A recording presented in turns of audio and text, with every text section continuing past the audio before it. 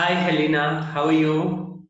Hello, Nizam. It's so lovely for you to be doing this, and thank you for your work in this area. And I've watched some of the videos, and they've been amazing. So I'm privileged and honoured to be here.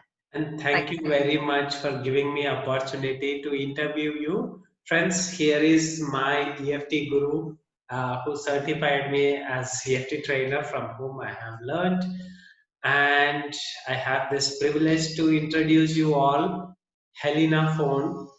And let me tell you more about Helena. Helena is a UK qualified psychotherapist and appointed fellow of the National Council of Psychotherapists. She is also trained in cognitive behavioral therapy, hypnotherapy, Reiki, EFT, mindfulness based cognitive, cognitive therapy, having an acceptance and commitment therapy. Helena wrote the first instructional book on EFT called EFT for Dummies that has been translated into three other languages. In 2008, Helena was asked to be chair of AAMET, now EFT International, between 2008 and 2014. She formally set up AMAT, AMET, as a charitable association, put it in place training, ethics, and communication teams. She also set up the first EFT research team. That's amazing, Helena. She created codes of conduct and ethics, including a compliance procedure, and formulated generic standards of training and practice for EFT. She wrote the first Train the Trainer program that was accepted on the Maltese Educational Framework at level 5. She also wrote National Occupational Standards for EFT. Helena held the first EFT conference in Florence and another in Manchester. Her work with EFT has taken her around the world, where she has been fortunate to meet many of the high profile names in the EFT community and made many long term friends. She has also appeared on TV, radio, and has had many EFT articles featured in national magazines in the UK and Malta. Since stepping down as chair of EFT International, Helena concentrates on building her own training organization, the EFT and Mindfulness Center, from where I'm also certified, friends.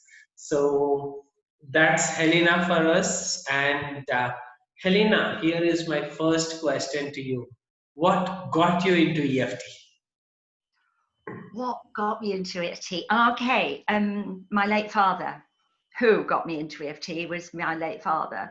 I was practicing psychotherapy, and I then trained in hypnotherapy, and I found, wow, hypnotherapy works really well because we're touching on the subconscious.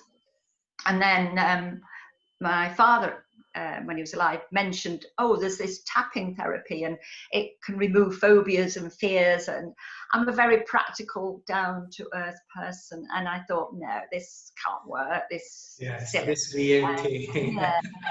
It seemed wherever I went, whoever I talked to, it kept coming back in my face, EFT, EFT. So I thought, okay, I can't ignore these messages any longer. I'll look it up and I'll go on a course. So I did. I went on a course and it opened my curiosity. And I have to say, I went on several courses, Nizam, and then I saw it working in the workshops, but I was still very skeptical. I'm a very skeptical person, believe it or not, and I would not share anything with anyone unless I know it works. So I didn't even tell anybody I went on these courses. I never mentioned it because I was embarrassed in case people thought I was a bit cuckoo. And then I started to use it, in my practice with one of my clients, and I just said, can I have a go at this? And I'd used it on family and friends and had a bit of success with it. And then when I started introducing it with clients, and I noticed the difference, and also on myself, We'll come to that in a moment, I suppose. And then it was also on myself. But EFT is so phenomenal, I suppose, and you can tell how passionate I am because of everything involved. I mean, I even have the at my door. But what I was going to say is, it's so phenomenal and it's so powerful that even to this day, it blows my mind thinking, did EFT really do that? Is that how EFT works? So yeah, I got into it, I suppose, out of curiosity, and also that it just kept coming at me. People kept mentioning it.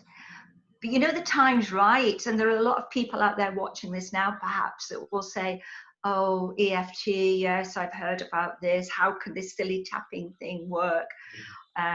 But you can't learn EFT by reading about it. You can only truly experience EFT and understand it by actually experiencing, having the full experience with EFT. Is the only way to truly value its power and its simplicity. And that can blow our mind sometimes, and it can leave some of us who are very rational thinkers like myself to look for, and especially scientists. I'm not a scientist, but I know scientists, they need to know why it works, how it works. And because they can't get to that, because you can't study it under a microscope, then they think, no, it just can't work then. You try and explain energy to a group of scientists, they think you're off the planet. But what we do know is that it works. So I suppose in answer to your question, it's who got me into EFT really. So my dad mentioned it, my father, and I sort of explored it from then on, and my curiosity grew and grew. And as I trained in it, and the more I trained in it and the more I practiced it, the more I worked on myself, the more I realized this needs to be integrated into my everyday practice. My clients need to benefit from this. Yes, thank you. And Helena, very few people like who know about your personal healing transformation using EFT. Yeah.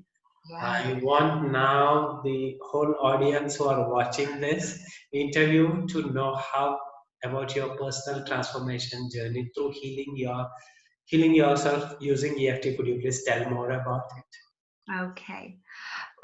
Well, basically, when I went on one of the EFT courses, and it wouldn't happen today, but in those days, we really didn't have guidance on how far you should go. We didn't have boundaries so much. And I know in one of the courses we worked on, we talked about, we were working on childhood issues. And I had a very difficult childhood, and I'd never sought any help for it. But during my psychotherapy training, believe it or not, we were encouraged to work on our past, on our issues, our emotional problems. And I did talk about them in psychotherapy. I got a great understanding of it. And I thought I knew everything about my childhood that I needed to know. And I thought everything was in place, everything was okay. And then I went on this EFT training course, and we started working on a memory from the past, and a childhood memory came up, and whoa, it shook me from head to foot, and it brought up so many emotions for me. And I'm thinking, and I understand now when people come on courses and say that, I thought this was gone, I thought this was cleared. And it shocked me, and it took me by surprise that this childhood issue came up. So I'd had a lot of traumas in my life as well, an awful lot of traumas. And I didn't work through them all at once. it's taken, and I still think we're work in progress, Nizam. And I worked through a lot of those issues throughout my life, emotional issues, traumas, losses, betrayals, and, you know, the grieving process, so many things I work through. You know, I've lost a child, I lost somebody I was engaged to, I've witnessed deaths, and it all became too much. And EFT has been my savior in a way. And as a result of all these cumulative traumas, I recognized it was having an effect on my physical body. So I started to suffer from physical issues. And I was in a minor car accident. This is what really brought it to a head. I was in a minor car accident in the late 90s, early 2000s. And it wasn't a bad accident. It was just somebody hit me from behind. And I thought, I can get over this. But what I hadn't realized, that it was just the tipping edge. It was the thing that pushed me over the edge a little bit. And I thought, I can't recover from this accident. Why can't I get over this accident? Why can't I get over this? And also, the injuries I suffered weren't that bad, but they became debilitating. And I was going from doctor to doctor, consultant to consultant, and asking them, and they said, oh no, you have this in your lower spine and your upper spine, you have nerve damage, I had to have surgery on my shoulder because I had a torn tendon, I couldn't move my arm, I had frozen shoulder, and then I suffered sciatica, carpal tunnel syndrome, and it went on. Oh my God. And I was going to all these consultants, and I still have the letters to this day, thankfully. I had x-rays, which I wish I'd kept the x-rays. And the doctors were saying to me, well, you won't be able to exercise, you won't be able to raise your arm above your head, you won't be able to swim like you want to swim, you won't be able to do a lot of the activity you enjoyed before. Just accept this. And I almost did. And then I thought to myself, hold on. While I'm going through all of this, what am I saying to myself? What do I tell my clients? Why am I not looking at myself and recognizing what the hell is going on here? It's obvious, isn't it? And all these physical ailments, the reason I can't overcome them has to be emotional. So I sat down and I almost did. I remember this to this day. I remember sitting down at my kitchen table and thinking, right, I need to do this like personal peace procedure. I need to start writing down all these emotional issues in my life. Which ones have been resolved? Which ones are still outstanding? Which ones, are, maybe contributing to what's happening with my physical body? And lo and behold, as I started working through them, my physical body started to heal. Wow. And there is no problem. I mean, I have a full range of movement, absolute full range of movement. You now move, exercise, swim, everything. I swim. I can do the full movements in yoga. I am very flexible. My head touches the floor. From a standing position, I can put my head on the floor. Wow. I can, I'm so flexible. I can run, I walk miles and miles. My fitness levels are just at an all-time high. But none of this could have been achieved without me working on the emotional issues. And when we start going deeper and deeper into those emotional issues, and sometimes we're frightened of them, Nizam. A lot of people are frightened to go there. They think, wow, it'll be a tsunami. I must admit that crossed my mind. Once I opened this Pandora's box with everything, with these big things, what's going to happen? Am I going to be hit with a train? You're not. It doesn't work like that. As others probably know who've used EFT on their own personal issues. And unless we actually heal ourselves and we experience that, how can we possibly share that with anybody else? So in a way, I'm thankful now. Feel fortunate in a way that I've gone through those experiences in life, a bad childhood, traumas, abuse, the whole thing. I'm glad in a way that's happened because it's made me a stronger person. It's made me a compassionate one and empathic, because I can understand for a lot of people what it feels like to be in that position. And I can also then testify as to how EFT can work and how it helps.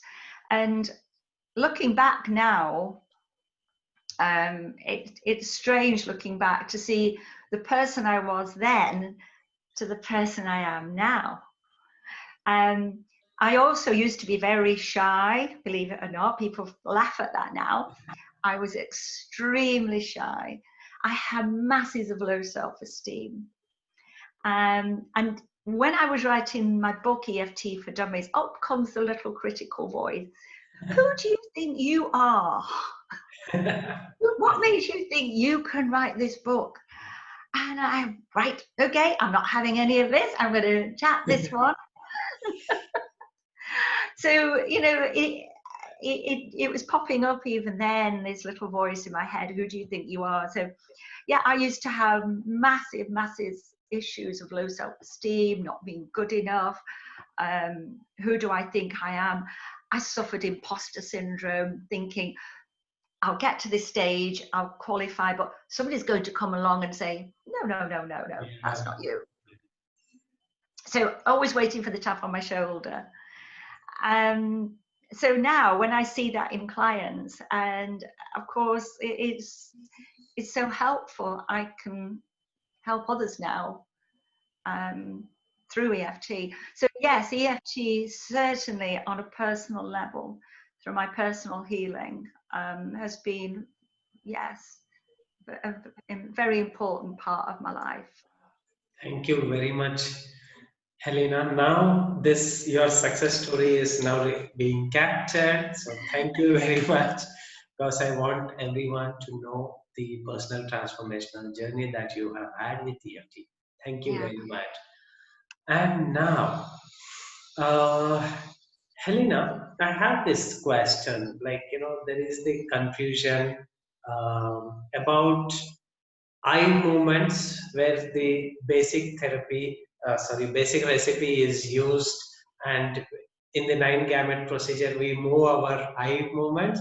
Some say not to use, some say use it, some have completely removed it from the curriculum. So there is a lot of confusion about it. As you come from a therapy background, could you please help me understand the importance of eye movements and importance of using it in EFT? Okay. So some years ago, Gary Craig wrote to me, because we used to be in correspondence a lot with training.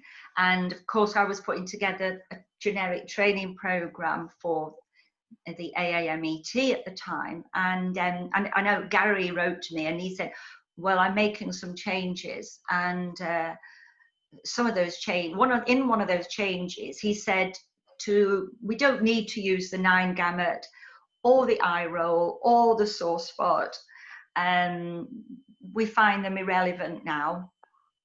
He also talked about psychological reversal, which we'll come to in a moment. But he said, we don't need to use the eye roll, we don't need to use the 9-gamut, it's superfluous, unless you really have difficulties, and then you can reintroduce it.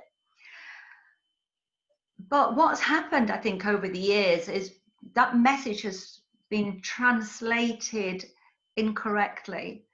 And I think practitioners and some trainers leave it out altogether. They don't mention the 9 gamut. Now, in my training, I say that Gary told us we don't need to use it. And to be fair, we don't need to use the 9 gamut on every issue. Yes. But this is the but, is that there are times when we absolutely need to use it. And why? Well, I suppose let's look at there's EMDR, eye movement desensitization and reprogramming, and the work of Francine Shapiro. What's that to do with? Eye movement.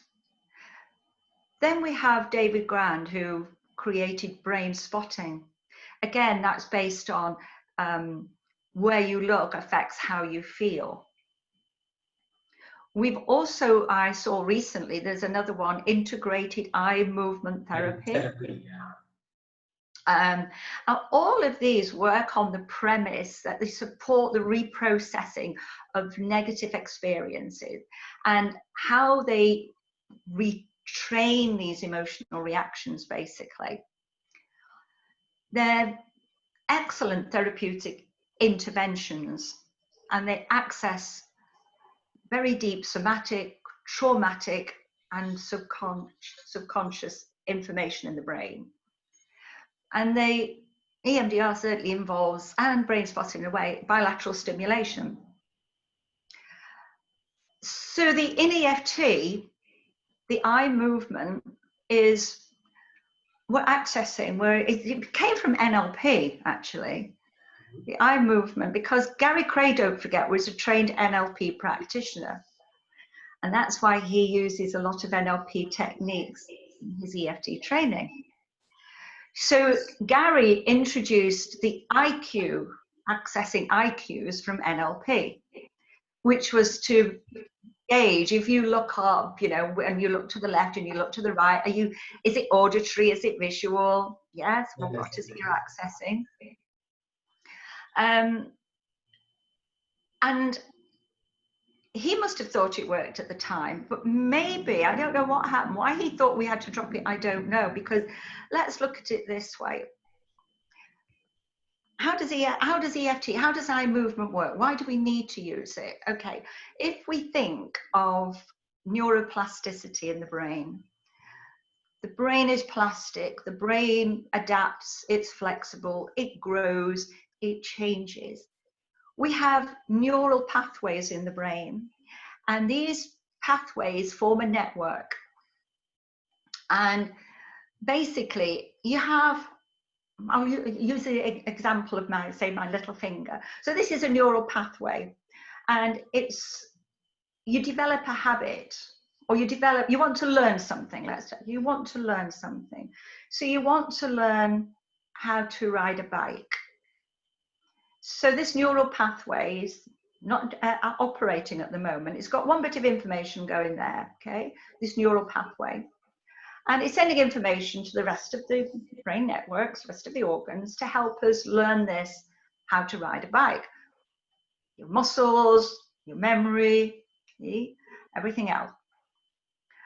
And then the brain recognizes this neural pathway. Maybe if you're learning to ride a bike every day or every other day, it recognizes we need more information going in here. So now we need to strengthen that. So we make it bigger. And the more we practice, the bigger the neural pathway becomes, which makes the information easier to travel through. As simple as that. It's the basis of neural plasticity. So the neural pathways get bigger and bigger and strengthened and stronger. So what that means is that we no longer have to think and search for how to ride a bike. As soon as we get on that bike, we've got the massive highway now, not the little B road, we've got the massive highway we can go on. We can get there much quicker. So we can get to it straight away. So you've got fantastic networks in your brain, neural pathways in your brain that are working the same way. They get strengthened every day the more we use them, which comes from the if you don't use it, you will lose it. And that is Yes. true, Yes. because a neural pathway, if it's not used, will eventually shrivel up and no longer become functional. So then you have to work harder and harder to find that information or the habit. So this is great when we've got a habit which we need to do every day, like riding a bike, brushing your teeth. But what if this is a bad habit that you've got?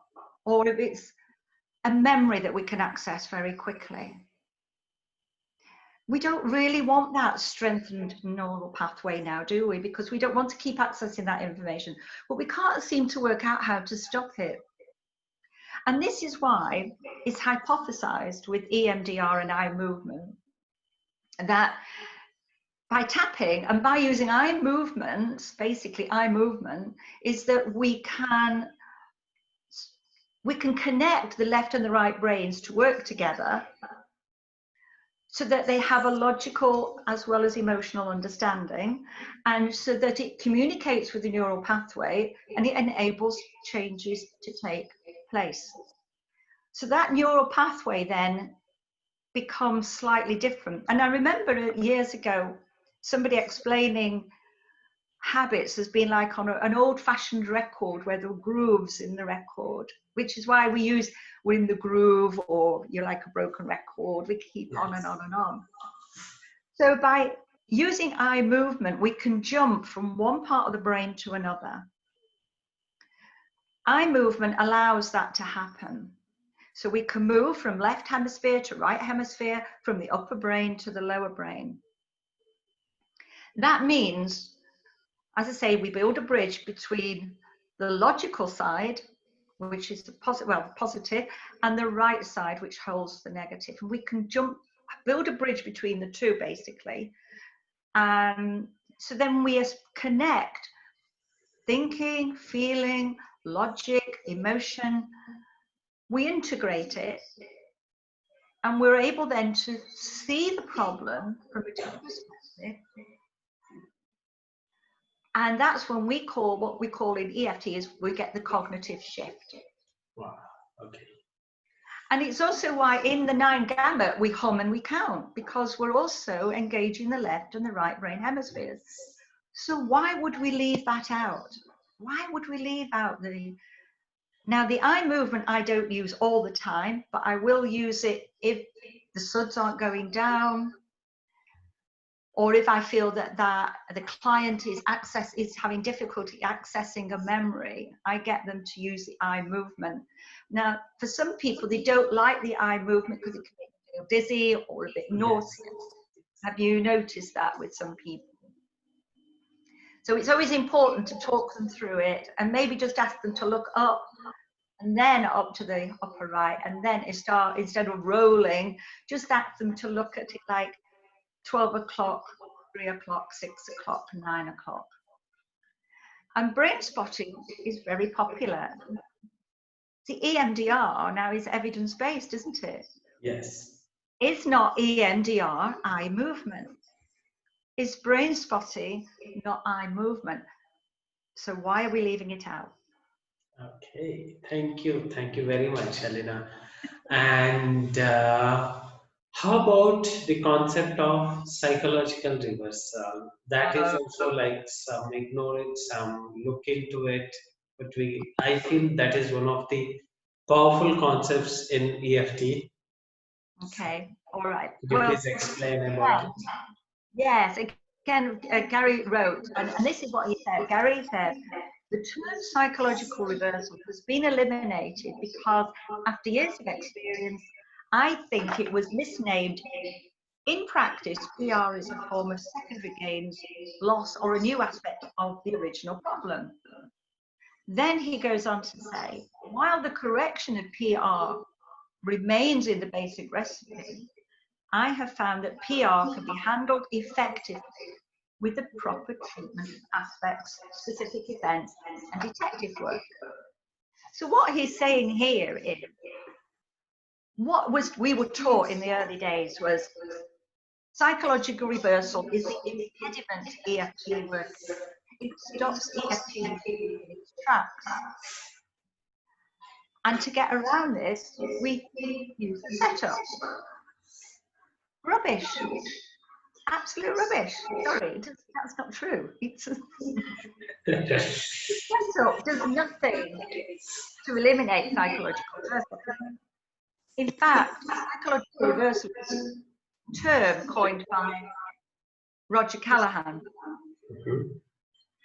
And in the early days, we also used to say psychological reversal was the client's inability to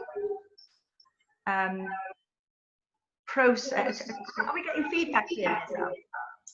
Sorry, Helena? I'm hearing a bit of feedback on the recording. Oh, is it? Yeah. So basically, yes, Roger Callahan coined the term psychological reversal, and he also associated it with polarity reversal. Mm-hmm. And it became very confusing in the EFT community. And I remember Lindsay Kenny, a great friend of mine, an EFT master, she wrote an article saying the psychological reversal and there's polarity reversal, they're not the same. Polarity reversal is the body's energy when it goes into reverse. And Gary explained that in a way that he said, it's like when your batteries are put in backwards, they won't work. Well, it was so confusing for everybody. So I studied Reiki as well. I've trained in Reiki. And so I understood polarity reversal as a way of, yes, the energy does flow in a certain direction. Okay? And if we are if we're suffering from stress or emotional distress, that polarity can reverse. Our energy system is becoming disrupted. So psychological reversal actually is secondary gains. There's no such thing as I say, tapping on the side of the hand will not eliminate psychological reversal.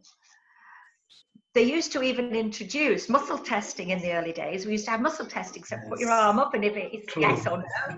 That was crazy too. We're not trained kinesiologists, so that's wrong. We don't really need the setup. So you say some therapists eliminate the setup now. We don't have to have the setup.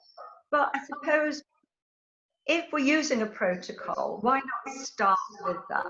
Harm is there in saying, I acknowledge. And to be honest, once we acknowledge our problem, we're partway through the healing process. True. So I think it's important to have the setup as an acknowledgement of the problem and an acceptance, maybe not of this for most, but maybe an acceptance of the problem. So how do we get over that then? So we don't have to focus on psychological reversal. We can look at secondary gains. And secondary gains, there are two types. There's primary gain, which is when we know we're using something, we're doing something to benefit us. So somebody might decide to smoke because it helps them to relax. They know that, so it's a primary gain. Yes. A secondary gain would be when it's at a subconscious level. So you can help somebody give up smoking, maybe, but so you might help somebody say, I can't relax unless I have a cigarette, and you start working on that with it, and nothing happens. You're not getting anywhere. I suppose in the old days they would say that's psychological reversal. But now we don't. Now we say, what am I missing here? What is at a subconscious level, which is where we then explore the secondary gain. What's the hidden benefit, really, of smoking? Why are they using it? So the primary is the why we have maladaptive behaviors and beliefs. Secondary gain, where it's held up by, well, I need to smoke, I need to relax because the stresses in my life, or because I want to eliminate a painful memory. That's a safety level. So I don't know if that answers your question. Yes, it does. It does, Helena, at very, very deeper level. Thank you very much. For a while, I was like feeling this is a training session rather than interview. Thanks for brushing up my basics as well. Thank you very much. I And just hope it helps anybody watching this to understand it from another perspective, understand why yes, we use it. That's the thing, yeah, or what it is. So thank you. Sorry. so, and thank you for briefing it in detail so that anyone who is a novice or a seasoned practitioner can have their questions clarified around the eye movement and psychological reversal. Thank you very much. You're And welcome. Helena, you have worked with cancer patients using Mm, EFT, yeah. and could you please share your experience? What role EFT played with the cancer patients? Okay. Yes, I worked in a cancer centre for 2.5 years, just primarily using EFT on cancer patients and their carers, because the carers were under a lot of stress and um, their emotional issues as well, the fears associated around that. But I also trained and the other practitioners that were working in the centre at the time.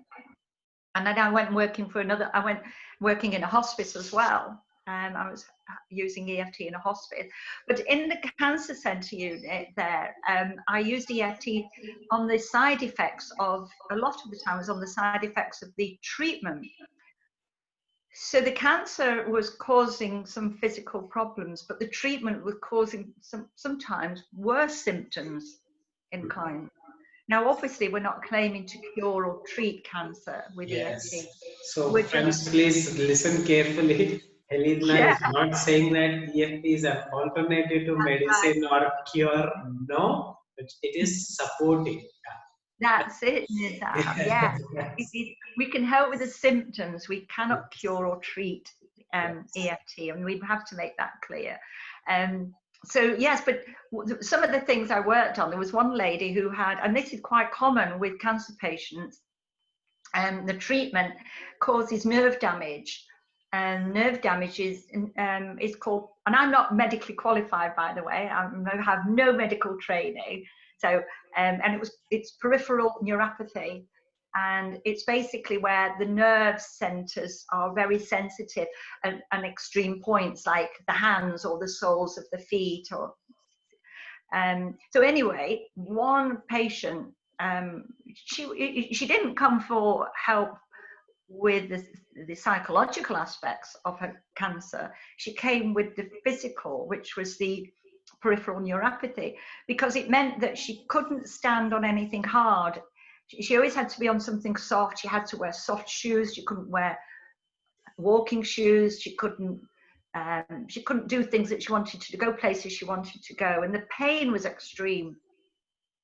Anyway, I did 2 rounds on her, just focusing on the sensation in the soles of her feet. And as we got through the second round, she asked me to stop.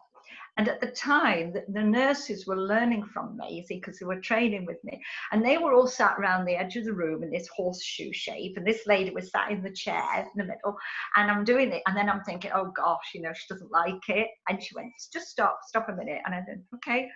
I said, is everything okay? She said, yes, but I'm getting a strange sensation. I said, okay, like what? She said, I don't know, but something's happening in my body. And I said, okay. And she said, do you mind if I get up? And I said, not at all. 1.5 rounds of tapping. 1.5 rounds of tapping. And then she got up and she said, moving her feet, and she said, I just feel different. So in the room I was in, there was a door leading onto a patio area, to a garden, and there was a paved area. And she said, can I walk out there? Oh. So we opened the door, and she took her shoes off, she had soft slippers on, And she started walking around on the paved area. Oh my God. Amazing. And she said, and then she just said, this is incredible. She said, I can walk around and I feel great. And I still got the letter, and I should have shown it to you today, but she sent me weeks, probably months later, she sent me a beautiful letter saying how she still isn't suffering from peripheral neuropathy, and that she can walk on any surface now, and it doesn't bother her at all. And then there was another lady, a physical issue, and she had, I'd never heard of this before, Ross River syndrome, which is taken from a mosquito bite from a river in Australia. I'd never heard of it. But the symptoms were like red hot pokers through each of her joints. Again, I didn't do many rounds of EFT, and a similar thing. She said, my body's feeling strange. And she got up, and the nurses walked her up the stairs, which she couldn't do before, and walked down. And then she said she was crying, and she said, I just want to go dancing tonight with my husband. And then the side effects of the cancer treatment, sometimes you lose sense of smell or taste with chemotherapy. So you can use EFT on that. This sense, like, you know, I have no sense of smell. Wow. I've lost my sense of smell. Another lady couldn't bear the smell of coffee, and then I worked out that when she went to the clinic for her treatment, as she walked through the doors, there used to be a coffee machine in the building, and so the smell of coffee was the association of a cancer treatment. But that was subconscious. She didn't realize the connection. So yeah, EFT work and helping carers with their fears. I help people with frozen shoulder, couldn't raise their arm. So you can use EFT in so many ways, but with and with cancer, and it was also I've helped people through the last stages of life with with EFT, helping them through that transition, going here to the next life. So, and it's beautiful. It's very rewarding. It's a humbling experience. It's not for everybody. But I feel privileged to work with people who are close to death, because I feel you don't always get that opportunity, and if you can in some way assist that person in that transition Yes. with EFT, I think that's very Such an amazing journey you have had. yeah. Thank you. Thank you. And now comes about your baby, the books that you have written, the EFT for Dummies. Oh right, yes, yeah. As I say, I got into that really. I wrote the book because clients were coming to me, and I kept giving them handouts. Yes. And I said, here's a handout for you. Have a go at this. Try this. Do this. And then one of my clients said, why don't you just put this into a book? And I said, not thought of that. Good idea. So I contacted John Wiley, the publisher, and I just said, have you got a book on EFT for Dummies? And they wrote back and they said, well, we have some people in mind, but can you submit the middle chapter of the book? And I was on holiday at the time, and I had to, and I couldn't access it for Dummies book, only bits that were online. And so I thought, submit the middle of a book, a Dummies book. Wow. Anyway, in the end, I got to that. The voice was coming up. Oh, they're not going to ask you anyway, so why are you bothering? Let me tap around a bit. Anyway, I worked on this and I put something together. And then they contacted me and said, yes, we commissioned you to write the book. And it's helped change my life a lot.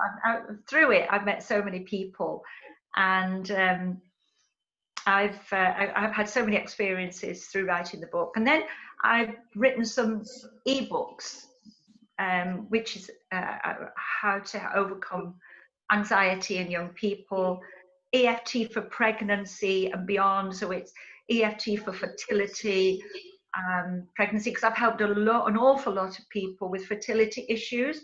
You wouldn't believe EFT has, I've had a woman who came to me, showed me her hormone levels before we had treatment, before we had EFT therapy. She went for her treatment for IVF, and they said to her, there's no need. Your hormone levels and your ability to be able to conceive is fine. And she came back and she showed me the message from the hospital, and she just said, and it's happened more than once. Never, always think of using EFT for fertility, please. Yeah, not you. it happened. It's a discovery. Yeah, so EFT for pregnancy and beyond. And it's for those worries, those fears associated with pregnancy and what you go through. And having seen my 2 daughters go through pregnancy, I can certainly testify to the ups and down mood swings, which EFT can certainly help with, apart from birth and going through the pain, the fear of the pain. It's all those things. Then I wrote one on addictions, because it's not something we're taught. We're not taught in the EFT courses how to use EFT for pregnancy or for fertility. And when we don't, there isn't time to go into the in-depth explanation on addictions, but it's a very important area. But when you're working with addictions, it can also be a dangerous area if you don't know what you're doing. Yes. So some years ago, I used to run a training course, but I don't have time to do that now. But so I wrote the ebook, How to Use EFT on Addictions. And then what was it? Oh, and then, but yeah, they don't have that. But I just think it's a toolkit for people to use if this is something they're expanding their knowledge. Yes. And Helena, what is your advice to the EFT practitioners to hone their skills? How to hone their skills. Okay. One I know, let me guess, which is supervision for sure. Okay. Practice makes, it improves our skill. Watching others, but don't just go on YouTube. And that's why the EFT and Mindfulness Centre have put together a YouTube channel where we're going to upload instructional training videos. And I'm also working with another EFT practitioner who's a psychotherapist, and we're going to put together some training videos, because it's important that you follow the right advice. There's so many YouTube. Okay. How can students hone their skills? Practice. Watching the appropriate videos, not just any YouTube video. Following their trainer, watching their trainer. Attending supervision is really important, because you can be working incorrectly with EFT and not know it. There's that saying, we don't know what we don't know, unconscious incompetence. So go to supervision will help you. If you can, I did volunteer for a support group, or volunteer somewhere where you can use your EFT skills. That widens your experience, maybe in schools with children, or work out which area you want to work on first, because when you first become an EFT practitioner, there's so many choices out there. So decide. I decided at the beginning, cancer patients and children. If you can specialize in a certain area, that's good for honing your skills, because sometimes we can dilute ourselves. We become specialists in so many areas that we don't become specialists at any particular one. So honing your skills would be basically supervision, practice, patience as well. Thank you.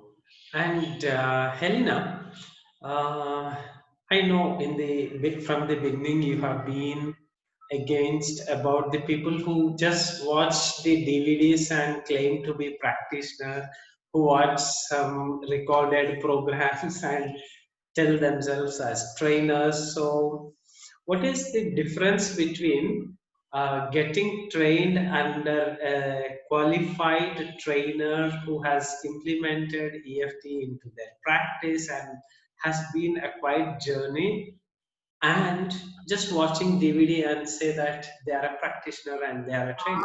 So what's the difference? Just let me plug you in one moment.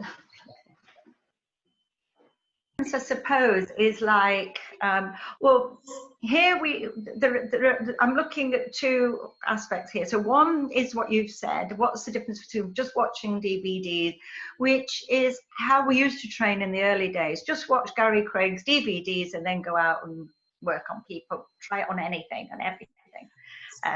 Okay, that was in the early days.